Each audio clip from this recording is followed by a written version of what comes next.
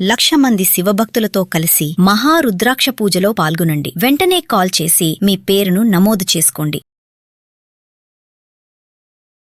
నమస్తే రమగారు. నమస్తే చే రమగారు, మనం కొంతమందిని ఇష్టపడతాం, వాళ్ళకి చాలా దగ్గర వాళ్ళని చూస్తూ ఉంటాం, ప్రతిదీ షేర్ చేసుకుంటాం, మనం చెప్పాలనుకుంటాం.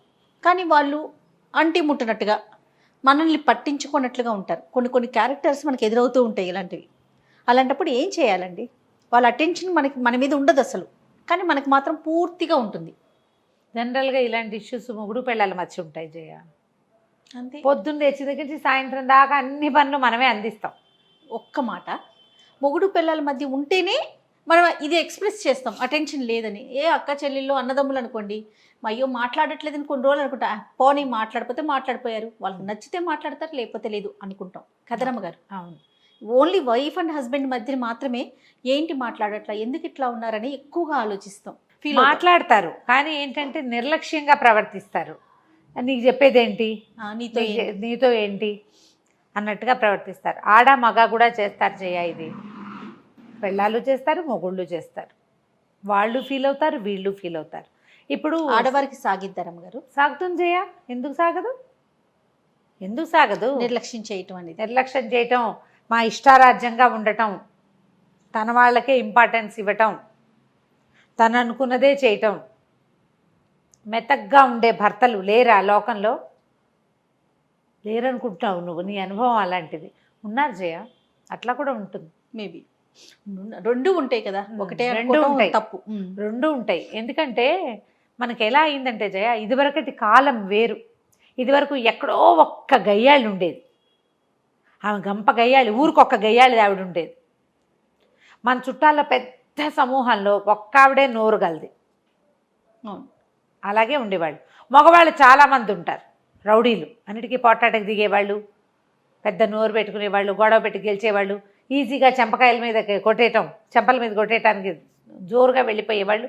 మగవాళ్ళు ఎక్కువ, ఆడవాళ్ళు తక్కువ పాతకాలపు సమాజంలో. ఇది మనం ఎలా అయిందంటే క్రమంగా మనకి ఆడవాళ్ళని అదుపులో ఉంచి పెంచే విధానం మర్చిపోయాం మనం. మనకు ఇప్పుడు ఆ పద్ధతి లేదు. ఆడవాళ్ళు వంటింటి కుందేళ్ళుగా లేరమ్మా ఇప్పుడు. అస్సలు కాదు. ఉన్నాం, అయినా కూడా కొంత పరిస్థితి ఆడవాళ్లే సర్దుకోవాల్సిన స్థితి ఉన్నది తప్పకుండా.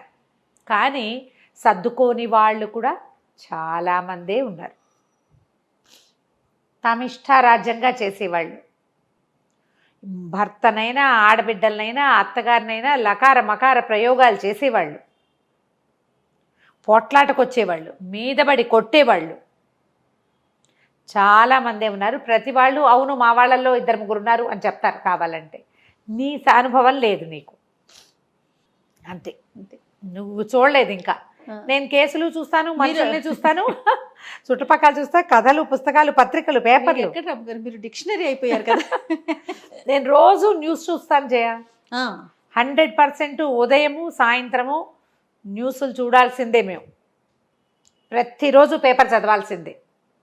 పేపర్ చదవని రోజున ఏదో అన్నం తినని రోజుగా ఉంటాను నేను. మరి నేను లేకపోతే నాకు ఇంత సమాచారం ఎలా వస్తుంది? ఇలాంటి వాళ్ళు అన్ని చోట్ల ఉన్నారు, ఎప్పుడు ఉంటారు. లేరని చెప్పను, ఎందుకంటే నాణ్యానికి 2 వైపులా ఎట్లా డెఫినెట్గా ఉంటారు. ఇప్పుడు చూసింది తక్కువ. ఇప్పుడు సమాజం ఏంటంటే ఆడపిల్లలకి చదువులు, ఉద్యోగాలు, తమ సొంత ఐడియాలజీ, తమ అనుకున్నది చేయటం, తమింటికి తమే మహారాణులుగా యువరాణులుగా ఉండటం, క్వీన్స్గా ఉండటం, అలాంటి ఒక ప్రాక్టీసు గత 30-40 సంవత్సరాలుగా జరుగుతూనే ఉంది. అయితే ఇప్పుడు మనం నిర్లక్ష్యం గురించి మాట్లాడుతున్నాం. వాళ్ళు వీళ్ళు కూడా చేయొచ్చు కదా.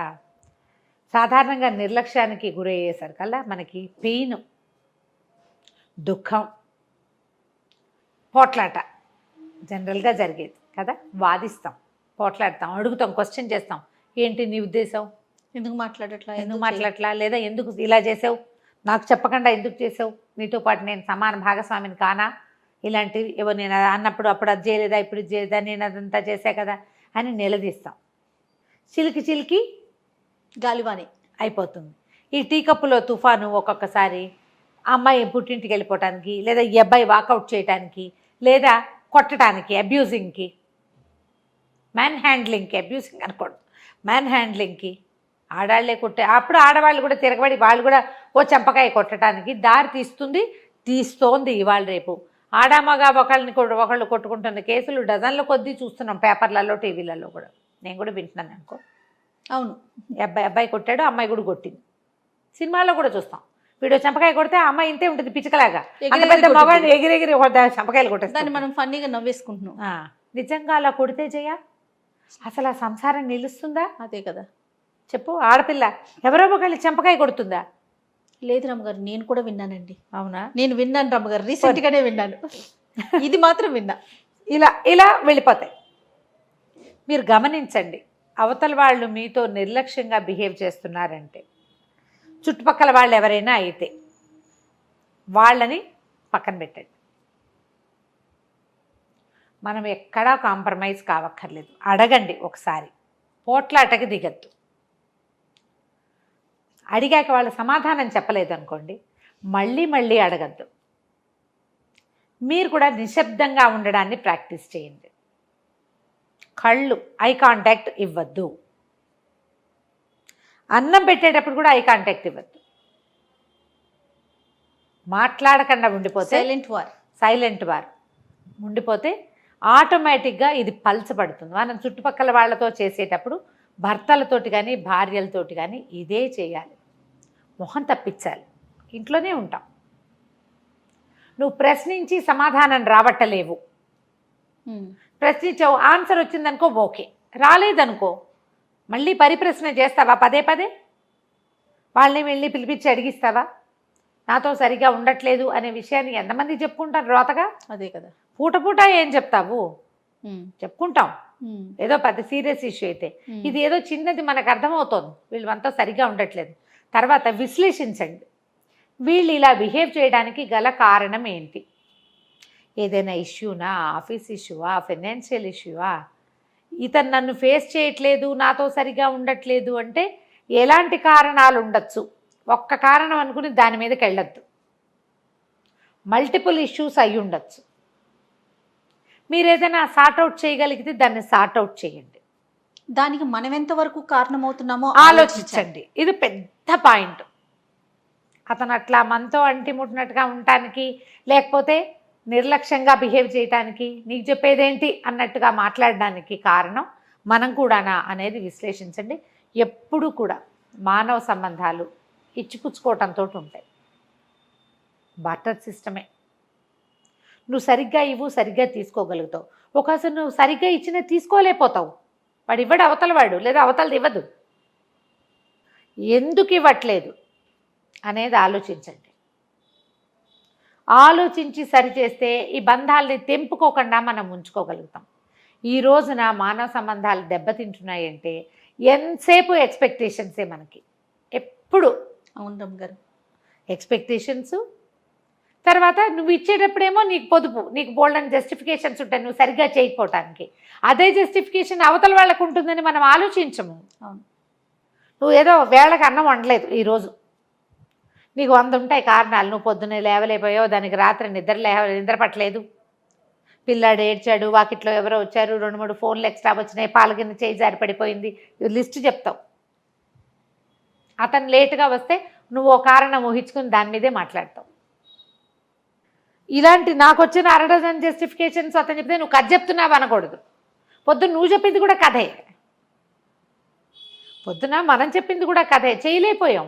అవును, ఆ చేయలేకపోవటం అవతల వాళ్ళకి కూడా ఉంటుందని మనం అనుకోవాలి. మగవాళ్ళకి ఆడవాళ్ళకి కూడా అర్థం కావాలి. మనం ఎవ్వరం యంత్రాలం కాదు. అలా ప్రకారంగా చేసుకుంటూ వెళ్ళిపోయి దేనికోసము నిర్దేశించబడ్డామో అది మాత్రమే చేయడానికి, రోజు నవ్వుతూనే మామూలుగానే హుందాగానే మర్యాదగానే ముద్దుగానే ఏదో శృంగార రసంతో ఉండడానికి ఉండలే మనుషులు కాదు మనం. వాక్యూమ్ క్లీనర్ లాగా దాని దుమ్మ దులుపుకుని పోర్ట్లోకి వెళ్ళి కూర్చుంటుంది వాక్యూమ్ క్లీనర్. అట్లా మనుషులు చేయలేకపోతాం. ఎలా చేస్తామండి మనం? ఆడా చేయలేదు, మగా చేయలేదు. మనం ఇప్పుడు ఇంట్లో ఉన్నట్టు ఆఫీస్లో ఉంటాము, ఆఫీస్లో ఉన్నట్టు బాస్తో బిహేవ్ చేస్తాము, చేయలేం కదా. మారిపోతాం కదా. పైగా మన సర్కమ్స్టాన్సెస్, సిచ్యువేషన్స్ అంతే కదా. రకరకాల ఈవెంట్స్, రకరకాల మనుషులు, మనం కలిసేటువంటి మనుషుల తాలూకు వివిధమైన ప్రవర్తనలు, అవన్నీ కూడా మన జీవితానికి కారణమవుతాయి. ఇలా ఏదైనా ఎదుర్కొంటున్నాము అని అనిపిస్తే సింపుల్ క్వశ్చన్స్ తోటి సరిపెట్టండి, లాగి పీకి చెయ్యొద్దు. నిశ్శబ్దాన్ని అవలంబించండి. వాళ్ళు 4 పీకు చచ్చినా మాట్లాడకుండా మాత్రం కాదు, కామ్గా ఉండటం, పూర్తిగా మూతికి జిప్ కాదు, అవసరమైనంత మటుకే మాట్లాడండి. ఐ కాంటాక్ట్ మానేయండి. కొంత మనం సార్ట్అవుట్ చేయగలుగుతాం. ఇంకా పరిస్థితి ముదిరిపోతే క్లోజ్ రిలేటివ్స్ ఎవరితోటైనా పంచుకోండి. ఆ రిలేటివ్ ఎలా ఉండాలంటే అవతల వాడిని ప్రశ్నించగలిగేటట్టుగా, అమ్మాయినితోటి మాట్లాడగలిగేటట్టుగా, ఏం జరిగింది అని మీ మధ్యలో ఉండేలాగా మాట్లాడుకునేలాగా చూసుకోండి. దీనికి మీరు ఏం చేయాలి? మానవ సంబంధాలు పెంచుకోవాలి. 100% అండి. మీ ఇద్దరితోటి మాట్లాడగలిగే ఒక మిడిల్ మ్యాన్ ఉండాలి కదా. Man or women, middle one family. మీ అమ్మా నాన్నకి చెప్తే నిన్ను వెనకేసుకొస్తారు, నువ్వే కరెక్ట్. వాళ్ళమ్మా నాన్నకి వెళ్తే మొగాడు అలాగే ఉంటాడు, అలా పిచ్చి మాటలు మాట్లాడతారు వాళ్ళు కదా. వాళ్ళమ్మా నాన్న మీ అమ్మా నాన్న కాకుండా మధ్య మార్గంగా చక్కగా ఒక స్నేహితులు కుటుంబమో, ఒక ఫ్రెండ్సో, ఒక ఫ్యామిలీయో, కజిన్సో, ఒక ఫ్యామిలీని ఉంచుకోండి. అందరూ కూడా దీన్ని మెయింటైన్ చేయాలి. ఈ మధ్య మార్గం ఉంటే మీకు ఈ సార్ట్అవుట్ చేసుకోవడానికి చాలా హాయిగా ఉంటుంది. మీరు వాళ్ళకి మధ్యవర్తిగా ఉండండి, వాళ్ళు మీకు మధ్యవర్తిగా ఉంటారు. మీ ఇద్దరు కలిసి ఇంకొకళ్ళకి మధ్యవర్తిగా ఉండండి. ఇలా కాపాడుకుంటే మనం ఏంటంటే ఈ ఫ్యామిలీ ఇష్యూస్ని ఈజీగా సార్ట్అవుట్ చేసుకోగలుగుతాం. ఎవరి నిర్లక్ష్యాన్నైనా భరించడం చాలా కష్టం చేయాలి. ఆ నిర్లక్ష్యానికి గురైన వారికే తెలుస్తుందండి.